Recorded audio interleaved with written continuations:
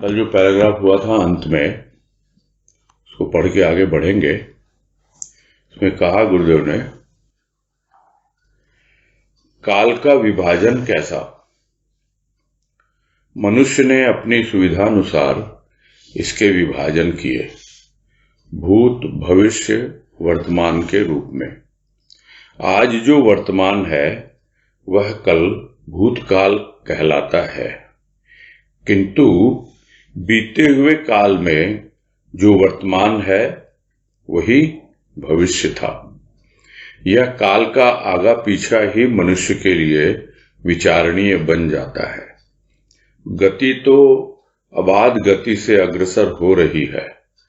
मनुष्य समय की गति को भूत, भविष्य, वर्तमान कहकर अपनी शंका समाधान करता आ रहा है। यह समाधान मनुष्य का अपना ही विवेचन है, समय की गति का नहीं। समय का सदुपयोग यदि शुभ कार्य में हुआ तो सदुपयोग कहलाया, अन्यथा समय बहता चला जा रहा है, वह निरर्थक नहीं। अकर्मण्यता ही उसे निरर्थक बनाती है। यह तो समय की गतिविधि है। और इसमें यही भाव लिया गया था कि काल तो एक समय का ही रूप है। समय और काल कोई दोनों में अंतर नहीं है और यह प्रवाहित होता रहता है, यानी कि चलता चला जा रहा है। इसकी गति जो है वो अबाध है, यानी बाधक कुछ है भी नहीं, हो भी नहीं सकता।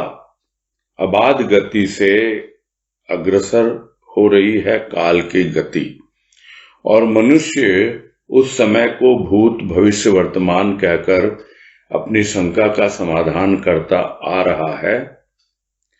जो काल आज है वो कल भूतकाल हो जाएगा। जो काल अभी आया नहीं, यानी जो समय अभी आया नहीं, यानी जो आने वाले कल में है, वो कल वर्तमान हो जाएगा। तो इस तरह हम देखते हैं कि आज ही महत्वपूर्ण है, क्योंकि आज का एक ही रूप है, जबकि कल के दो रूप हैं, एक बीता हुआ कल और एक आने वाला कल। और इससे यही समझ में आता है कि आपको यदि अपनी शंका का समाधान करना है तो अपने आप ही आपको विवेचन करना होगा। और समय की गति तो उसी ढंग से आगे बढ़ रही है, उसको कोई रोक नहीं पाता है। अब जो बहती हुई गति में या बहती हुई नदी में, जैसे आप नदी बह रही है, आप चाहो तो उसमें स्नान कर लो, अपनी जितनी भी गंदगी है वो दूर कर लो, अपने आप को शीतल कर लो। तो उसी प्रकार ये समय की जो अबाध गति है, उसमें यदि उपयोग शुभ कार्य में हुआ आपका, तो वो सदुपयोग कहलाता है। क्योंकि पहले भी कहा गुरुदेव ने कि भक्षक ही रक्षक बन जाता है। जिस काल को आप भक्षक समझते हो, रक्षक कब बनता है? जब आप उस समय का सदुपयोग करते हैं। और यहां बतला रहे हैं कि समय का सदुपयोग क्या होता है। जब शुभ कार्य में समय व्यतीत हो, उसका मतलब सदुपयोग हो रहा है, नहीं तो समय तो बहता चला जा रहा है। समय निरर्थक नहीं है। निरर्थक क्यों कहलाता है समय? अरे बेकार निकल गया समय, बेकार मेरा इतना जीवन ऐसे ही व्यतीत हो गया, मैंने तो कुछ भी नहीं किया। यह जो कुछ भी नहीं किया, ये अगर समझ में आ जाए, तब हमें मालूम पड़े कि हमारी जो अकर्मण्यता है, यानी कुछ भी नहीं करने की या आलस्य और प्रमाद में रहने की जो एक टेंडेंसी है, उसके कारण ही हमने अब तक समय का सदुपयोग नहीं किया। सदुपयोग अभी भी कर सकते हैं।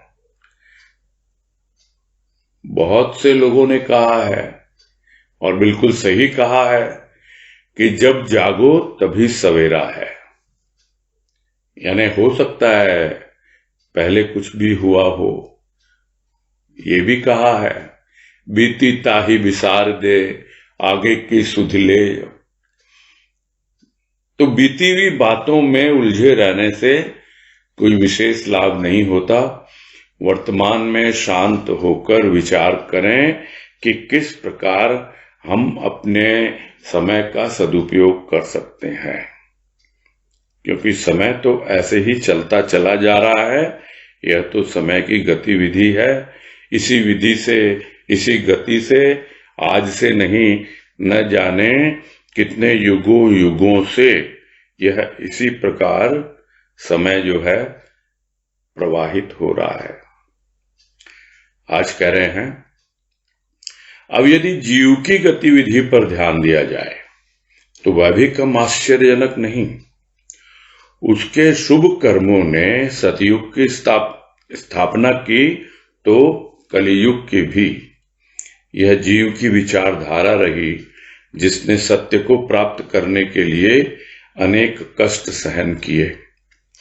आज कष्टों की निवृत्ति के लिए असत्य को अपना रहा है ना जीव आश्चर्यजनक।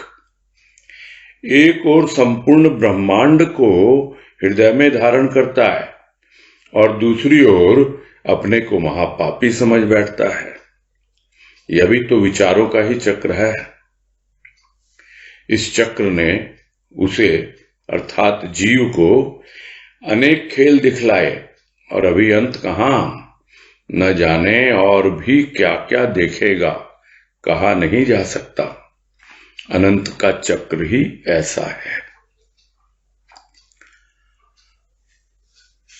तो समय की गतिविधि तो बतला दी गुरुदेव ने कि समय ऐसे चल रहा है, इस गति से चल रहा है, और जो विधि है दिन रात और ये सब, कल परसों, आने वाला कल और बीता हुआ कल, आप कैसे भी कुछ भी कर लो, किंतु समय तो चलता चला जा रहा है। यह उसकी गतिविधि है। अब जीव यदि अपनी गतिविधि पर ध्यान दे तो वो समझेगा, ध्यान देगा तभी तो वो भी लगेगा कम आश्चर्यजनक नहीं है। अब यहां जीव का मतलब क्या है? जीव मतलब इन जनरल, समय के अनुसार। समय तो बह रहा है। एक समय था जब सतयुग था, युग कहा लोगों ने, किंतु समय तो समय ही था। और एक समय है अभी जिसे कलियुग कहा जाता है। तो समय ही है, किंतु शुभ कर्मों में जहां पर ज्यादातर लोग संलिप्त रहे, लगे रहे, उन शुभ कर्मों ने ही सतयुग की स्थापना की। और स्वाभाविक है कि यह जो मनुष्य के कर्म हैं वही कलियुग की भी स्थापना करते हैं। कलयुग में ऐसा नहीं है कि शुभ कर्म नहीं हो रहे हैं। यहां गुरुदेव ने यह नहीं कहा कि अशुभ कर्मों ने कलयुग की भी, यही कह रहे हैं उसके शुभ कर्मों ने सतयुग की स्थापना की तो कलयुग की भी मतलब उसकी भी स्थापना की। यानी शुभ कर्म तो हमेशा से होते आए हैं। तो अंतर क्या है? समय वही है, समय प्रवाहित हो रहा है और जीव अपनी गतिविधि पर ध्यान दे, यानी अपने कर्मों पर ध्यान दे कि किस प्रकार से उसका वर्तमान जीवन व्यतीत हो रहा है। आज की गतिविधि क्या थी हमारी, अब तक क्या रही है और आगे क्या रहेगी, या कल हमने क्या किया और आने वाले कल को हम कैसे बिताने वाले हैं, कभी इस पर ध्यान देते नहीं हैं हम। यही बार बार गुरुदेव समझाना चाह रहे हैं कि अपनी गतिविधि पर ध्यान दे तो उसको खुद को आश्चर्य होगा कि मैं किस प्रकार से या तो शुभ कर्मों में लगा हुआ हूं और मेरे भीतर ही है वो सतयुग और मेरे भीतर ही है वो कलयुग। तो आज भी इस कलयुग में सतयुग की स्थापना करने वाले हैं। जो शुभ कर्मों के द्वारा अपने समय का सदुपयोग करते हैं। तो यह तो जीव की विचारधारा है। एक समय था बहुत कष्ट सहन किए, तो क्या आज कष्ट सहन नहीं किए जाते? किए जाते हैं, किंतु बहुत कम। जिसको संतों ने कहा कि कलयुग में केवल नाम का आधार ही पर्याप्त है, सत्संग का आधार ही पर्याप्त है। किंतु इतना कह देने से तो आपकी विचारधारा तो एक समय की धारा से मिलती है, किंतु उस सत्संग के द्वारा, उस नाम के आधार के द्वारा आपका समय किस दिशा में बह रहा है, किस ओर आगे जा रहा है, यह तो खुद को ही देखना होता है। तो एक विचारधारा थी जीव की कि सत्य को प्राप्त करने के लिए अनेक कष्ट सहे। उस वक्त थे, सतयुग में न जाने कितने कष्ट सहने पड़े। क्यों? क्योंकि उस वक्त सत्य को प्राप्त करना बड़ा कठिन कार्य था। अब इसको यदि हम दूसरे ढंग से समझें कि जब कोई एक कमोडिटी है, कोई एक वस्तु है, उसकी डिमांड जब ज्यादा होती है तो वो मुश्किल से मिलती है, यानी बहुत कठिनाई होती है उसको प्राप्त करने में, बहुत कष्ट साध्य होता है। तो सतयुग में बहुत लोग लगे हुए हैं सत्य की प्राप्ति के लिए, इसीलिए कष्ट सहन करना पड़ता था।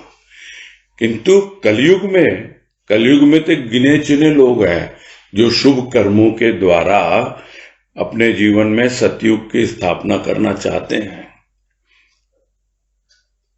बहुत कम है, यानी सत्य को कोई पूछ ही नहीं रहा अभी। सत्य नामक कमोडिटी की, सत्य नामक वस्तु की कोई विशेष डिमांड नहीं है, इसलिए बहुत कम दामों में जिस तरह वस्तु मिल जाती है, वैसे ही सत्य भी बहुत कम परिश्रम के द्वारा या पुरुषार्थ के द्वारा बहुत जल्दी उपलब्ध हो जाता है। यह विशेषता है, यह प्राणी समझ नहीं पाता है और इतनी आसानी से उपलब्ध हो जाता है, इसीलिए इसकी कीमत नहीं करता प्राणी। अगर मिल भी जाता है, सत्संग मिल गया, क्या कीमत की सत्संग की। मानव जीवन मिल गया, क्या कीमत की मानव जीवन की। उसी तरह सत्य भी मिल जाएगा, फिर भी क्या कीमत करोगे सत्य की। उसकी पहचान होनी चाहिए कि सत्य की प्राप्ति के लिए कष्ट सहन किए, इसलिए लोग उसको मूल्यवान समझते थे। किंतु आज अगर मिल भी जाए तो कोई उसका मोल समझता नहीं है। अब तो क्या है, भौतिक जीवन है, भौतिकता में सब लगे हुए हैं और अपने कष्टों की निवृत्ति के लिए कितने तरह के असत्य को अपना रहा है। सत्य तो एक ही है, सत्य का एक ही रूप है, किंतु असत्य के तो हजारों लाखों रूप हैं। तो न जाने किन किन रूपों में वो असत्य को अपनाकर सोच रहा है कि मेरे कष्टों की निवृत्ति हो। अरे कष्ट थोड़े बहुत तो सहन करने होते हैं। कष्ट है कहां? शरीर को है। यदि तुम्हारा मन स्वस्थ है तो फिर कष्ट है कहां? कहीं नहीं है। यदि इस बात को समझ ले प्राणी कि मन को कष्ट नहीं है, मन को दुख होता है जब वो शरीर यानी तन मन तक पहुंचाता है उस कष्ट की भावना को। अन्यथा ठीक है, शरीर में थोड़ा कुछ है परेशानी तो उसका इलाज बहुत उपलब्ध है। तो क्या उसके लिए असत्य को अपनाने की जरूरत पड़ेगी? नहीं, उसके लिए जो भी हमें साधन चाहिए, जो भी उसका इलाज कराना है शरीर का, वो करवाएंगे। असत्य को अपनाना आवश्यक नहीं है। तो जिसने अपने जीवन की गतिविधि पर ध्यान दिया और जिसने अपने शुभ कर्मों के द्वारा, कि भले ही बाहर के लोग कुछ भी सोचते हो, दुनिया में कुछ भी चल रहा हो, किंतु मैं तो अपने भीतर सतयुग की स्थापना कर रहा हूं, दुनिया बोलती कलयुग है कलयुग है, किंतु मेरे लिए तो आज भी सतयुग है, क्योंकि मेरे ऊपर संत की कृपा है, मैंने सत्संग को अपनाया है और कष्ट सहन करने की कोई विशेष आवश्यकता है नहीं। और जो भी कष्ट हैं वो तो शरीर के हैं, उसके लिए शरीर का जो भी इलाज करवाना है वो तो करवाते ही हैं, किंतु लोग असत्य को अपनाते हैं। इसीलिए गुरुदेव कह रहे हैं कि है ना जीव आश्चर्यजनक, कितना आश्चर्यजनक है जीव। भाई एक और तो संपूर्ण ब्रह्मांड को हृदय में धारण करता है, पता उसको, जिसको उसकी खोज में लगता है कि जो ब्रह्मांड में है वो पिंड में है, पूरी सृष्टि उसके भीतर समाई हुई है, उसको पता है। अगर पता है तो फिर अपने आप को महापापी क्यों समझता है कि न जाने मैंने कितने पाप किए हैं, इसीलिए मुझे कष्ट भोगना पड़ रहा है, इसीलिए मुझे शुभ कर्मों से वंचित किया जाता है। मैं तो बहुत कुछ करना चाहता हूं, पता नहीं मेरे पहले के कर्म कैसे रहे, मुझे वो कर्म करने ही नहीं देते, मेरे कितने संस्कार रहे वो सब बाधक बन रहे हैं। यानी वो सिर्फ और सिर्फ अपने आप को बचाने के लिए बहाने ढूंढता है। गुरुदेव कहते हैं एक वाणी में, याद आ गई वो वाणी, कि बहाने न बना बहना सीख। तो यहां के संदर्भ में यही है, बहना सीख। समय बह रहा है, समय की गति अबाध गति से अग्रसर हो रही है, तू भी लग जा इसके साथ। और जो उस गति के साथ गतिशील हो जाएगा तो उसके लिए समय ठहर जाएगा, वो समय उसका हो जाएगा, वही उसकी कमाई है। उस गति में जो उसकी स्थिति बन गई, भाव की स्थिति, वही उसने कमाई कर ली। इस दृष्टिकोण से जब तक हम समय को व्यतीत नहीं करते तब तक भले ही सुनते आ रहे हैं कि सब कुछ जो भी ब्रह्मांड में है वो हमारे पिंड में है, तो फिर अपने आप को महापापी क्यों समझता है? ये सब विचारों के ही चक्र हैं, विचारों के ही खेल हैं। और इस चक्र ने न जाने कितने खेल अब तक दिखलाए हैं उसको, पिछले कितने जन्मों से, और न जाने आगे कितने जन्मों में क्या क्या देखेगा, यह भी कहा नहीं जा सकता है। ये बड़ी विचित्र अवस्था है जीव की, पूरे एक्सट्रीम्स में जीता है। एक मिनट में तो लगता है कि हाँ भाई सब कुछ मुझे मिल गया जो मुझे चाहिए था, मुझे मानव का जन्म मिल गया, मुझे संत का संग मिल गया, सत्संग मिल गया, मुझे उसकी कृपा से खूब भाव मिल गया, प्रेम मिल गया, खूब अच्छे से चल रहा है जीवन। तो फिर देखो अपने कर्म को, अपनी गतिविधि को ध्यान दो कि कहां है तुम्हारी गतिविधि, किस ओर है तुम्हारी गति। तब मालूम पड़ेगा कि हाँ भाई ये विचारों का चक्र है। जब विचारों के चक्र को समझने लगता है तब मालूम पड़ता है, नहीं तो ठीक है देखो अनंत का चक्र तो ऐसा ही है, सबको चक्कर में डाल देता, वो सबका दिमाग घुमा देता है, समझ कर भी प्राणी नासमझ बना बैठा है। यही सबसे बड़ी विडंबना है। आगे कह रहे हैं, क्षणिक वैराग, अल्प ज्ञान, निरर्थक कर्म मनुष्य को शांति नहीं दे पाते। चाहिए अथक साधना, तीव्र जिज्ञासा, शुभ कर्म का अनुराग। इन शुभ कर्मों का चक्र ही उसका रक्षक बनेगा, अन्यथा प्राणी को शांति कहां प्राप्त होगी। श्वास नियमित चल रहा है तो प्राणी को श्वास का कोई कष्ट नहीं, नियमित श्वास ही अनियमित श्वास ही कष्ट का कारण बन जाता है। जीवित रहने के लिए हृदय की धड़कन आवश्यक है, तो प्राण को प्रफुल्ल रखने के लिए शुभ विचार भी। और इसमें जो अंडरलाइन किया हुआ है उसको थोड़ा समझने की आवश्यकता है। ये कौन कौन सी चीजें हैं जो वास्तव में चाहिए और वो कौन कौन सी चीजें हैं जिसके कारण मनुष्य अशांत रहता है और आगे बढ़ नहीं पाता है। तो कौन सी चीजें हैं जो मनुष्य को शांति नहीं दे पाते? तो कह रहे हैं गुरुदेव, क्षणिक वैराग। वैराग तो आता है जब किसी भी वस्तु की, व्यक्ति की, किसी भी संबंध की, रिश्ते की निरर्थकता प्राणी को समझ में आ जाती है। ये सब यूजलेस है, बेकार, कहां फंसा हुआ हूं मैं, क्या हूं, ये हूं, वो। बस उस क्षण में इतना वैराग्य आता है, सब छोड़ छाड़ दो, अब कुछ नहीं करना। एक क्षण को तो आया, लेकिन फिर वैसे का वैसा। और इसको रामकृष्ण परमहंस कहा करते थे बंगला में, शौशान बैरागी, जिसको हिंदी में कहेंगे श्मशान का बैरागी। यानी श्मशान घाट में लोग जाते हैं, लोगों को मरे हुए, जलते हुए देखते हैं कि एक दिन मेरी भी यही अवस्था होने वाली है। तो उस क्षण उसके भीतर एकदम वैराग्य आता है। क्या है? यही तो जीवन का हश्र है, ऐसी तो अंत होना है सबका। लेकिन जैसे ही बाहर निकलता है श्मशान घाट से, बस फिर वही, वो वैराग्य कहां गया मालूम नहीं। तो ये वैराग्य जो है अगर आता है तो उस पर काम करना पड़ेगा, उसमें नियमितता लानी पड़ेगी।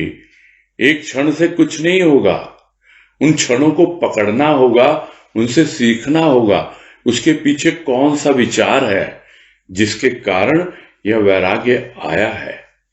तो इन सब कारणों पर जब तक मनन चिंतन नहीं करता प्राणी, तब तक वो वैराग्य आगे बढ़ता नहीं है। वो एक क्षण आता है, फिर निकल जाता है। फिर अल्प ज्ञान, अपने आप को समझता है मैं तो ज्ञान के मार्ग पे चल रहा हूं, बहुत कुछ समझ में भी आ रहा है, गुरुदेव की कृपा से बहुत अनुभव भी मिल रहे हैं, किंतु वो आधा अधूरा, जिसको आम भाषा में कहा जाता है अध कचरा ज्ञान। पूरी तरह कचरा नहीं है वो, अध कचरा है, यानी आधा है, उसमें कुछ न कुछ उसमें है ज्ञान, थोड़ा सार है किंतु बहुत थोड़ा है, वो मालूम ही नहीं है ना ठीक से उसको, बस एक साथ ले आया सब कुछ। अब जब तक विवेक नहीं है तब तक कैसे मालूम पड़ेगा? और उसी को कहा जाता है नीर क्षीर विवेकी, यानी दूध का दूध, पानी का पानी।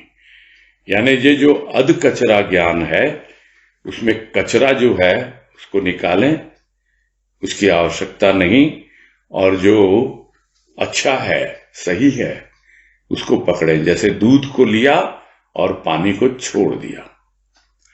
तो यह विवेक के द्वारा संभव है, यानी सार वस्तु को ग्रहण करना और निस्सार को छोड़ देना, तब जाकर वो जो थोड़ा बहुत भी अल्प ज्ञान आया है वो और आगे बढ़ता है। निरर्थक कर्म बिल्कुल है, ये तो समझ में आना चाहिए। और वो जब तक अपनी गतिविधि पर ध्यान नहीं देगा प्राणी, तब तक समझ में नहीं आएगा। और इसीलिए वो जो समय है जो वास्तव में उसका रक्षक है, वो काल जो वास्तव में उसका रक्षक बन सकता है, वही भक्षक बन जाता है, क्योंकि वो निरर्थक कर्मों में लगा हुआ है, सार्थक कर्म करता नहीं, समय का सदुपयोग करता नहीं। यह है उसकी अवस्था है, इसीलिए शांति नहीं मिल पाती है उसको। तो क्या चाहिए? तो गुरुदेव कह रहे हैं अथक साधना। थोड़ा सा कुछ किया नहीं, ओहो हम तो थक गए, ऐसे बोलने से नहीं होता है। अरे हम तो बोर हो गए, अब कैसे आगे बढ़े, क्या करें? क्या करेंगे बताओ? आपने चुना है, ये आपका चुनाव है कि भाई हमको इस अनंत के चक्र को समझना है। और यदि आपको नहीं समझना है, नहीं अवलोकन करना है अनंत के चक्र का, या किस प्रकार से हम चक्र में फंसे हुए हैं, तो फिर ऐसे बोर होने से तो नहीं चलता है काम। आगे बढ़ना पड़ेगा, उसके लिए अथक चाहिए। यह तो एक छोटा सा उदाहरण है। इसमें जो साधना हमको करनी है, बार बार गुरुदेव समझा रहे हैं, और उस साधना में थकने से काम नहीं चलेगा। अनवरत, समय का प्रवाह अनवरत है, इसलिए हमारी साधना भी अनवरत चलती रहती है। कोई अगर यह समझ ले जहां तक पहुंचना था वहां पहुंच गए, अब तो हमारा काम हो गया, अब तो हमारे दोनों हाथों में लड्डू और सिर कढ़ाई में, ऐसा नहीं है। बहुत कुछ बाकी रहता है जीवन में। जीवन फिर भी रहता है जारी। और वैसे में जिस साधन के द्वारा आप पहुंचे हो वहां तक, उस साधन को यदि आपने छोड़ दिया तो फिर वही बात भगवान कृष्ण वाली कि ज्ञानी तो है किंतु भक्त नहीं है वो।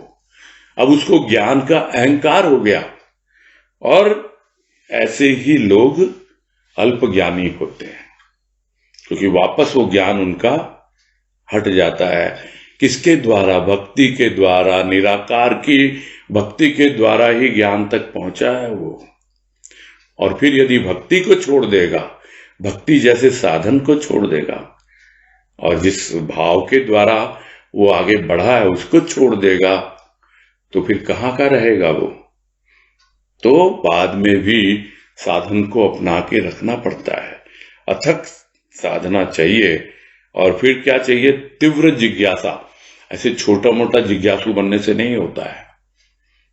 ठीक है, अभी ज्ञान हुआ नहीं है, ज्ञान तो होना है ना, लेकिन जिज्ञासा बहुत तीव्र होनी चाहिए, भीतर की गहराई से उठने चाहिए प्रश्न। सिर्फ बोलने से देखा देखी नहीं, वो जिज्ञासा भीतर से पैदा होनी चाहिए, एकदम गहराई से, तीव्र। यानी वो हो कि भाई नहीं, मैं तो बस, जो फिर रामकृष्ण परमहंस का उदाहरण आ रहा है कि उन्होंने कहा आप मुझे भगवान को दिखा सकते हो क्या? वो ले गए, पानी में डुबकी लगा के गला पकड़ लिया उसका, बोला अरे मर रहा हूं, मुझे बाहर निकालो। बोला इतनी व्याकुलता जब होगी ना तुम्हारे भीतर भगवान को पाने की, तभी पा सकते हो कि मैं मर रहा हूं, मेरे तो प्राण जा रहे हैं। इतनी जिज्ञासा होनी चाहिए, मुझे तो बस मिलना है इस जन्म में, जाने क्या हो अगले जन्म में। बार बार मन में ये बातें उठती हैं। क्यों? क्योंकि जब तक तीव्र जिज्ञासा नहीं हो, वो आधी अधूरी, हो गया नहीं हुआ, क्या करें, उसकी मर्जी नहीं है, वो तो वही ठीक है, हो सकता है हमारी योग्यता नहीं है, हो सकता है अब गुरुदेव की कृपा कब होगी पता ही नहीं। मतलब हम ऐसे वैसे करके टाल देते हैं। अरे वो देखता है, हमारा आग्रह देखता है, जिज्ञासा कैसी है इसकी, वो देखता है, उसके अनुसार ही हमारा पात्र घटता है और धीरे धीरे हमारी योग्यता बढ़ती है। तो इस तरह हमको समझना होगा, और उसके लिए जो भी कर्म हमको करने हैं, जो बार बार बात आती है विकर्म, तो विकर्म है क्या? वो विशेष कर्म भक्ति है, ज्ञान है, और भाव और प्रेम के द्वारा जो भी कर्म होंगे वो शुभ ही होंगे, और उन शुभ कर्मों के प्रति आपका अनुराग हो। उन कर्मों को कोई बोझ न समझे कि भाई गुरुदेव ने बोला है तुमको शुभ कर्म करने, ऐसे जीवन बिताना है, बस बोझ मान करके। जिसको कर्मों से अनुराग होता है, प्रेम होता है, अच्छे लगते हैं, वो बड़ी खुशी खुशी करते हैं। तो उसका फार्मूला बार बार यही आता है कि हाँ भाई प्रभु के दिए हुए कर्म है, और कर्मों से ऐसे वैसे कर्म ठीक है वो करने हैं, बोझ नहीं है। और शुभ कर्मों के प्रति तो बहुत अनुराग है, बहुत अच्छा लगता है। तो इस तरह से जब तक जीवन व्यतीत नहीं करेगा, तब तक समझ नहीं आएगा उसको कि यही सारे कार्य जो हैं और इन्हीं कर्मों का चक्र जो है वो उसका रक्षक बनता है। यानी अपने चारों ओर वो एक ऐसा सुरक्षा कवच ले लेता है कि कोई भी इधर उधर के जो चक्र हैं उन चक्रों से वो बच जाता है। जिस तरह प्रभु के प्रेम में बंध जाता है, उसके बंधन में बंध जाता है, तो बाकी के बंधन अपने आप ही कट जाते हैं।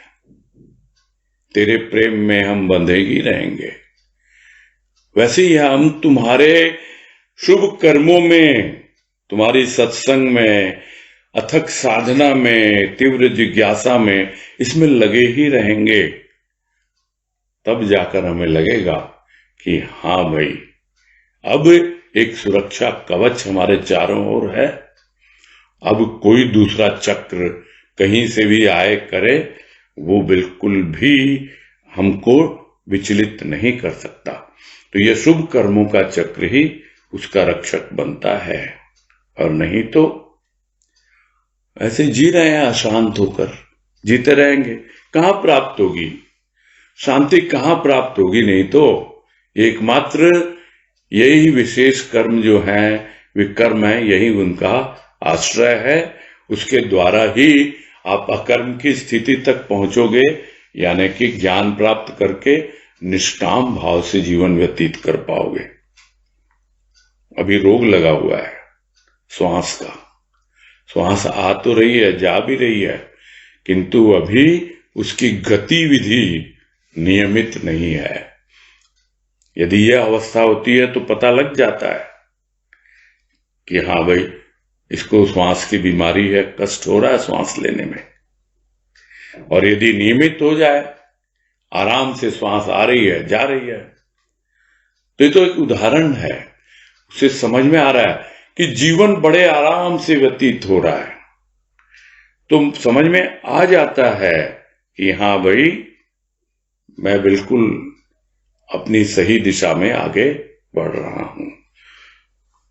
तो श्वास आती है, जाती है बिल्कुल सही ढंग से, तो लगता है कोई कष्ट नहीं है, बिल्कुल सब बढ़िया है। किंतु यदि अनियमित हो जाए, कुछ बाधा हो जाए उसमें, तब मालूम पड़ता है, तब कष्ट होता है।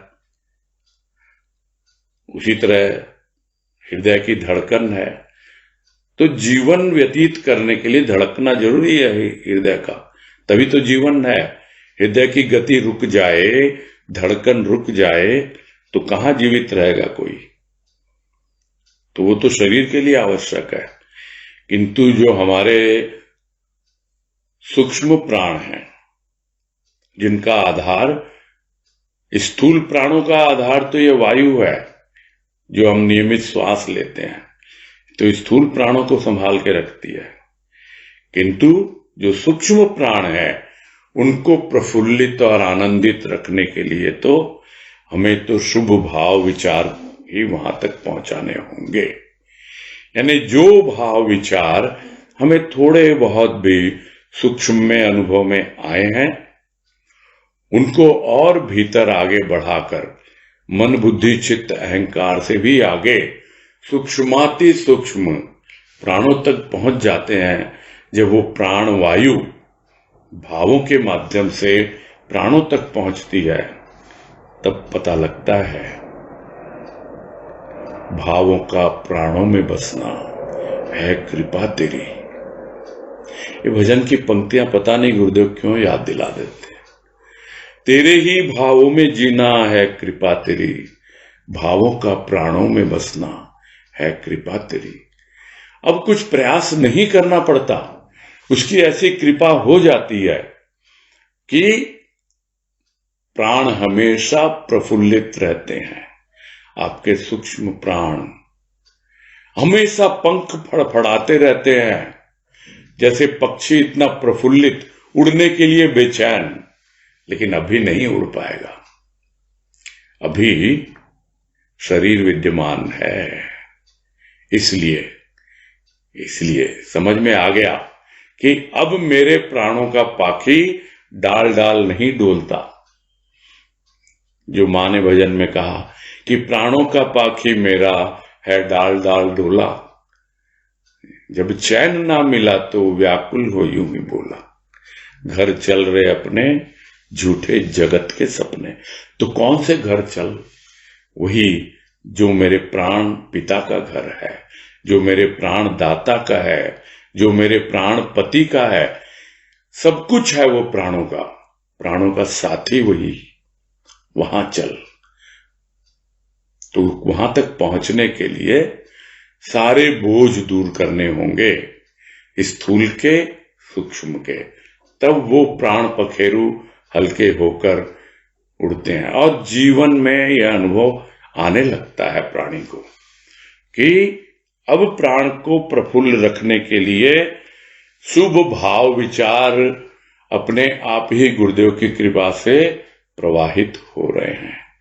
अब कोई श्वास का रोग नहीं है, अब विश्वास प्राणों तक पहुंच गया है। इसीलिए अब समझ में आया गुरुदेव क्यों कहते हैं कि तुम मुझे विश्वास दो, मैं तुम्हें आनंद दूंगा। प्राणों में प्रफुल्लता, प्राणों में आनंद की अनुभूति, श्वास श्वास में विश्वास पहुंचता है, उसका भाव पहुंचता है, तब अनुभव में आते हैं। तो गुरुदेव तो इतना ही कह रहे हैं कि जीवित रहने के लिए हृदय की धड़कन आवश्यक और प्राणों को प्रफुल्ल रखने के लिए शुभ विचार आवश्यक हैं। आगे कह रहे हैं ये अशुभ विचार कहां से आए? प्राणी प्रश्न न कर। हेलो। हाँ हेलो बोलो। भैया जी, नेटवर्क में प्रॉब्लम है शायद, बैकग्राउंड डिस्टरबेंस बहुत आ रहा है भैया जी। यहाँ तो कुछ भी नहीं है। नहीं, यहाँ तो कोई प्रॉब्लम नहीं है नेटवर्क की। नहीं नेटवर्क में है शायद भैया जी। वो नहीं, तुम्हारे एंड पे है क्या? आवाज नहीं भैया जी, कंटिन्यूअस आ रहा है जब से। फिर कनेक्ट करने दोबारा क्या? एक बार करके देखिए भैया जी। ठीक है, होल्ड करो।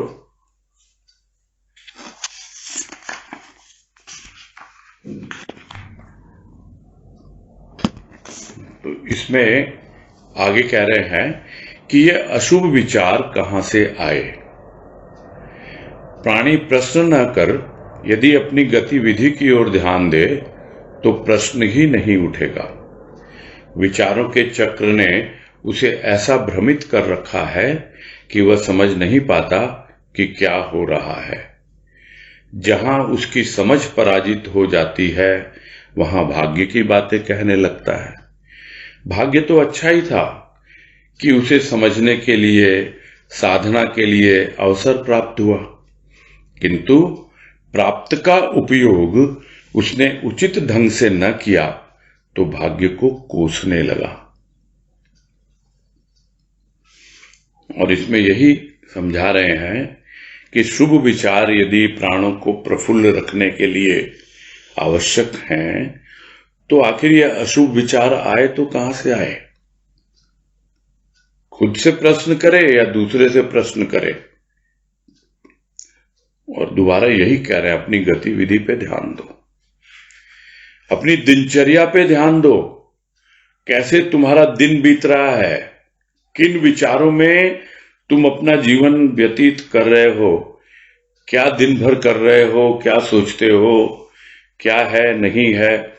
तो यदि प्रश्न नहीं करके अपनी गतिविधि पर ध्यान दे प्राणी, तो फिर ये प्रश्न उठने बंद हो जाते हैं। यानी अपने आप ही आपको समझ में आने लगता है कि हाँ, यहां मेरी भूल हो रही है, यहां मुझसे गलती हो रही है, मुझे ये ठीक करना है, मुझे वो ठीक करना है।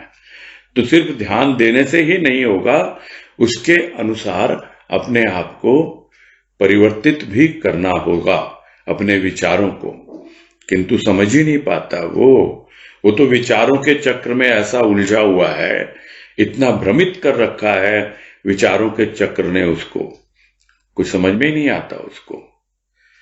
और फिर क्या है, बहुत कोशिश करता है समझने की, फिर भी समझ नहीं आता, समझ पराजित हो जाती है, यानी हार मान लेता है। क्या करें भाई, मेरे भाग्य में ही नहीं है। तो भाग्य क्या है? लोग कहते हैं भाग्य है आपका प्रारब्ध। लोग देखते हैं कहां है, हाथ की रेखा बताती है आपके भाग्य में क्या है। तो बाबा जी का दृष्टांत हम सब लोगों को पता है कि जो व्यक्ति आया और बोला कि मेरे भाग्य में तो है ही नहीं भक्ति करना। बोले किसने बताया? बोला वो दिखाया था ज्योतिषी को, उसने हाथ देके बताया रेखा है ही नहीं भक्ति की तुम्हारे हाथ में। बोला है तो सही, छोटी सी है, बस उस पर आगे बाधा है, आगे बढ़ानी है। नहीं है, कौन सी रेखा बाधक है? ये रेखा। चलो हम तो रेख पे मेख मारते हैं, यानी वहीं रोक देते हैं उसको, कील ठोक देते हैं वहां, वो उससे आगे नहीं जाती। यानी हम यदि समझें अपने प्रभु को, बाबा को, गुरुदेव को, कि ये हमारा भाग्य विधाता है, और यदि भाग्य विधाता है तो फिर भाग्य को कोसने की क्या जरूरत है? अक्सर लोग कहते हैं समय से पहले और भाग्य से ज्यादा किसी को कुछ नहीं मिलता। ये बहुत सुना होगा हमने, ये कोटेशन बहुत पॉपुलर है। समय को समझता नहीं, काल को समझता नहीं, उसके बारे में कुछ चिंतन ही नहीं, तो बोल देता उससे पहले तो मिलने वाला नहीं है, अभी समय नहीं आया भाई। फिर कब समय आएगा? कितने जन्म तो ले लिए भाई, और अभी भी समय नहीं आया। विचार करने योग्य है बात। और भाग्य से ज्यादा, तो भाग्य में क्या है तुम्हारे?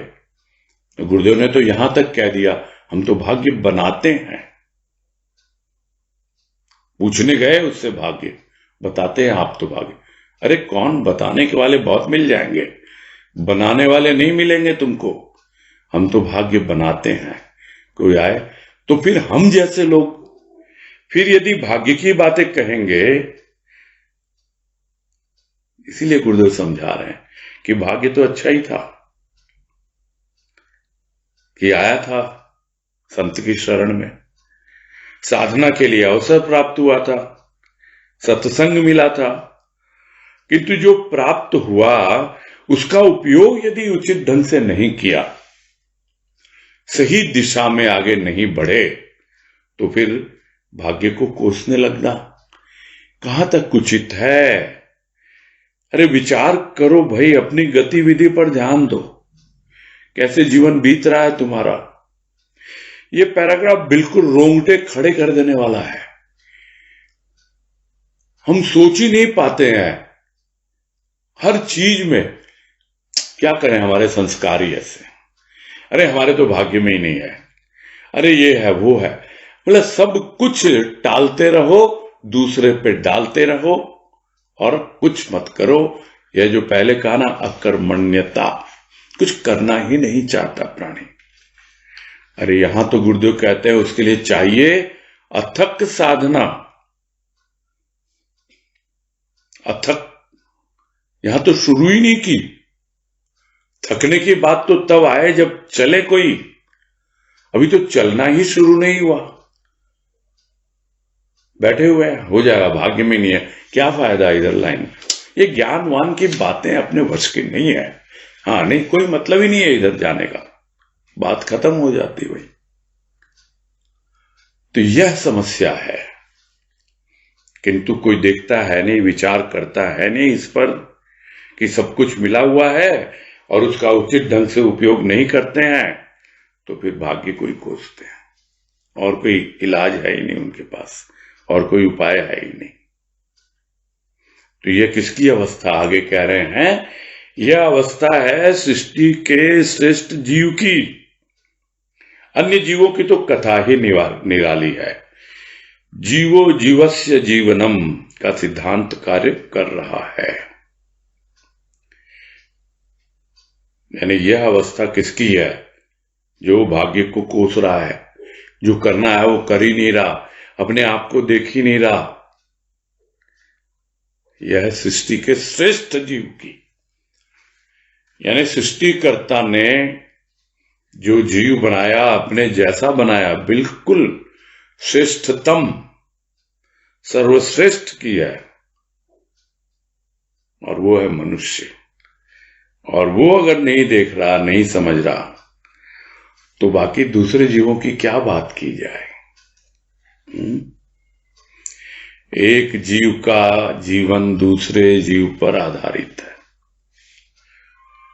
तो जैसा मनुष्य करेगा, दूसरा जीव जो उससे थोड़ा इतर योनि का है वो भी वैसा ही करेगा, उससे और वो वैसा करेगा। अरे सीखना है तो अपने नीचे वाले जीवों से कुछ अच्छी बात सीखो, उनके शुभ कर्मों को देखो, उनके शुभ कार्यों को देखो।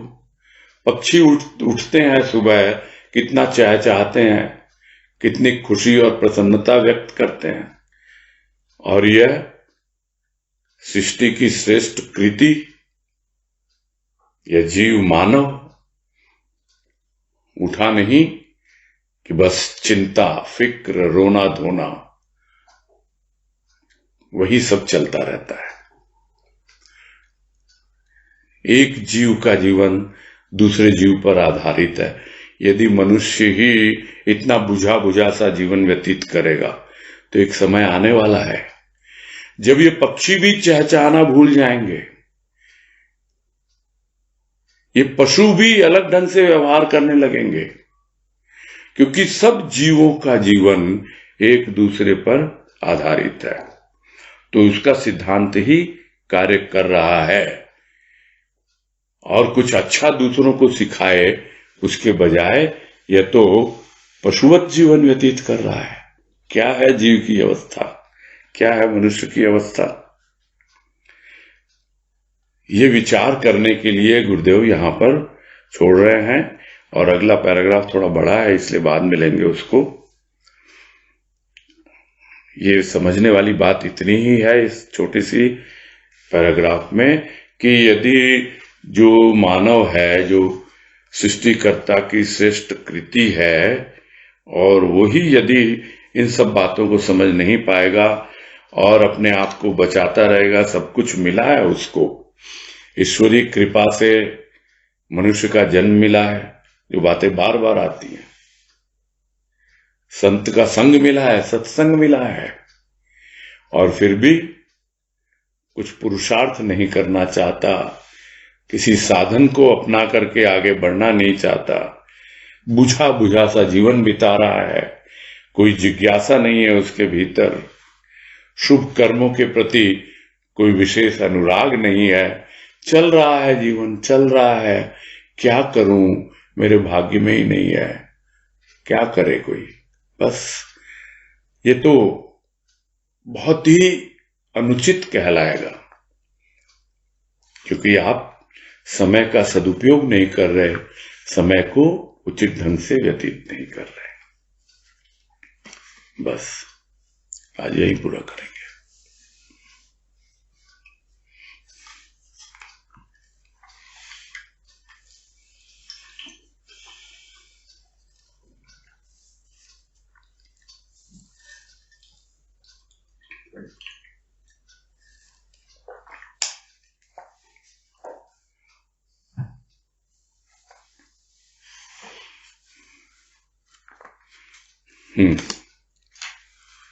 जिज्ञासु नंबर 1 तनुश्री शर्मा। प्रणाम भैया। हाँ नमस्कार, बोलो। ये जो आज बात हुई कि व्यक्ति अपनी गतिविधि पे अगर ध्यान दे तो प्रश्न उठे अपने आप बंद हो जाएंगे, तो मतलब हम अपने विचारों पे भी ध्यान दें और जो स्थूल के कर्म करते हैं उन पे भी, दोनों पे ही ध्यान दें। विचारों से प्रेरित होकर के ही तो स्थूल के कर्म होते हैं, और अगर बिना विचारे कर रहे हैं तब तो फिर हम बेचारे हैं, मनुष्य है ही नहीं हम तो। विचार करने की शक्ति जो है वो मनुष्य के पास दी है भगवान ने, और बिना विचारे जो करे सो पाछे पछताए। तो विचार करके ही करता है प्राणी, ऐसा नहीं है। किंतु कौन से विचारों के चक्र में उलझा हुआ है, और वो जो विचारों का चक्र है वही उसको भ्रमित करता रहता है, इसलिए अपनी गतिविधि की ओर ध्यान ठीक से दे नहीं पाता है, समझ नहीं पाता वो कि कैसे मेरा जीवन बीत रहा है।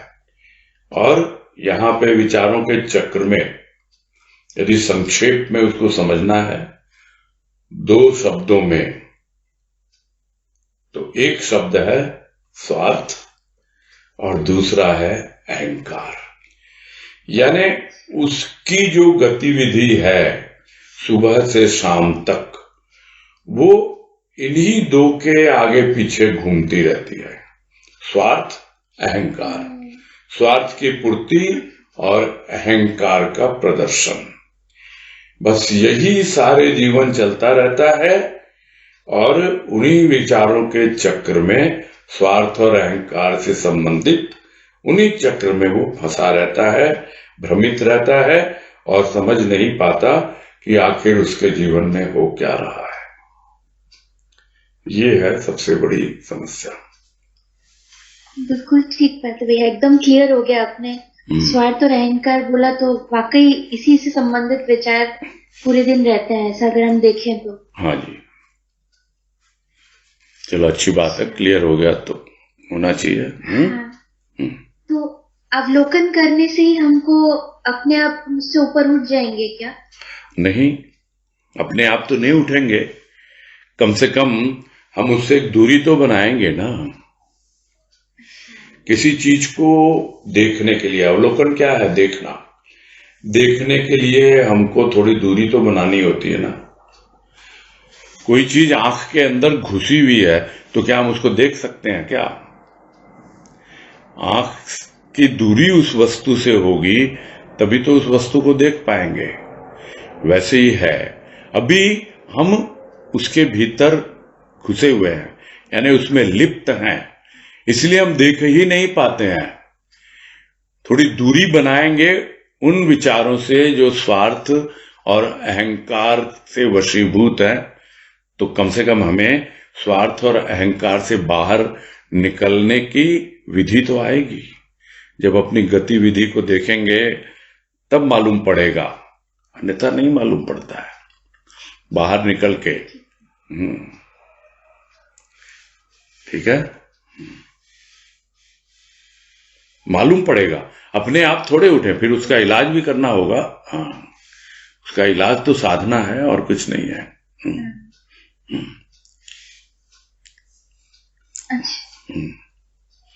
ठीक है। हरिओम।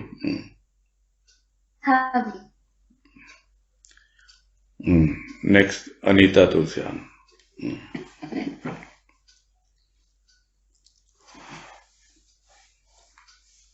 प्रणाम भैया। हाँ नमस्कार, बोलिए। भैया वही आज ऐसे लग रहा था कि वाकई गुरुदेव आईना ही दिखा रहे हैं कि हम लोग को लगता तो रहता है कि जिज्ञासा है, चाहना है और ये क्षणिक वैराग्य वगैरह की बात है, तो ऐसा लगता है कि ये सब कुछ घटित हुआ है। लेकिन एट प्रेजेंट जैसे आज भी बात आई थी, पहले भी आई थी कि है ना जो तीव्र साधना होनी चाहिए। पिछले लेख में आया था कि दिन की भूख, रात का विश्राम सब मतलब हराम हो जाना चाहिए। तो वैसा तो आजकल तो भैया कुछ नहीं हो पा रहा है। तो हम लोग तो बस जितना सत्संग सुन रहे हैं तो ऐसे लग रहा है कि बस हो रहा है, लेकिन फिर भी ऐसे लग रहा है हो तो नहीं रहा है। बहुत कुछ कमियां हैं, अभी पहुंचे तो है नहीं। तो क्या साधना और क्या आपका प्रश्न क्या है ये बताइए ना।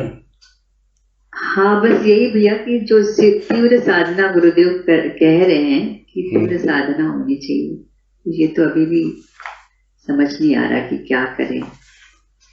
साधना अथक होनी चाहिए, जिज्ञासा तीव्र होनी चाहिए। हाँ, जिज्ञासा तीव्र होनी चाहिए, साधना अथक होनी चाहिए। देखो, मैं ये नहीं कह रहा हूं कि जैसे आपने कहा बस सत्संग करते हैं उसके अलावा कुछ नहीं करते हैं, उसके अलावा भी तो करते ही होंगे। और अगर आपके पास समय नहीं मिलता, इसका मतलब आप समय को सही ढंग से आपने यूटिलाइज नहीं किया है। वो आपकी गतिविधि के ऊपर आप ध्यान दीजिए। क्योंकि कुछ एक चीजें होती हैं जो बस रिपीट होती रहती हैं, दोहराई जाती है जीवन में। जो आपने एक बार समझ लिया वो आपका हो गया ना। अब आपको उसको अनुभव करने के लिए स्वयं का मनन चिंतन चाहिए। उसी तरह है, बहुत सी चीजें हैं। ठीक है, हम सत्संग सुनते हैं, मैं किसी को कुछ आलोचना नहीं कर रहा हूं। इतने सालों साल से जो सदन में सत्संग होता रहा है, जगह जगह, बहुत जगह सदन नहीं है, वहां घरों में होता रहा है, अभी भी होता है। तो आप अपनी ओर से अपना पर्सनल सत्संग क्या कर रहे हो? ये सब तो सामूहिक हो रहे हैं।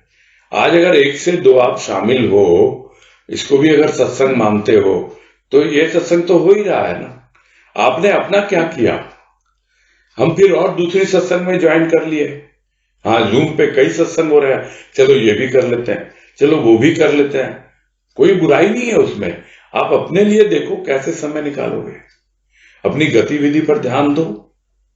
मैं तो इतना ही कह पाऊंगा, है ना?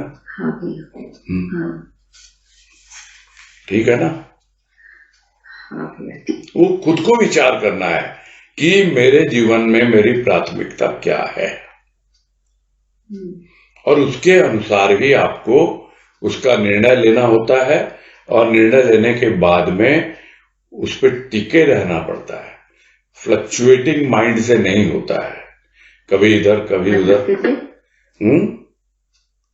फ्लक्चुएटिंग माइंड से नहीं होता है कि आपने एक निर्णय लिया, फिर हो सकता है आपको कुछ परेशानी आ गई, कुछ दिक्कत आ गई, फिर आप इधर उधर भागने लग गए कि अच्छा ये करना है, क्या वो करना है, अच्छा ये कर लूं, फिर वो कर लूं। ऐसे नहीं है। एक बार डिसीजन लिया तो उस पर टिक के देखो कुछ दिन। आप जो क्षणिक वैराग्य मतलब क्या है? एक बार को आपको लगा नहीं कुछ भी नहीं हो रहा है, मुझे कुछ करना है, अब कमर कस के लग जाता हूं, या लग जाती हूं, कुछ भी कहो, तो आप कमर कस के लगोगे तो टिकोगे ना। कुछ तो उसके पीछे, कुछ किया ही नहीं, कहीं से 2 बातें फिर सुन ली, किसी ने कुछ और कह दिया, किसी और ने कुछ कह दिया, और फिर से हम हो गए अपना, फिर वैसे के वैसे। फिर वही होगा। तो ये तो आपको अपनी गतिविधि देखनी है। मैं तो यही कह रहा हूं बार बार, है ना? हाँ भैया, ठीक है भैया, प्रणाम। हाँ, हरिओम हरिओम। सुधा तुलसियान।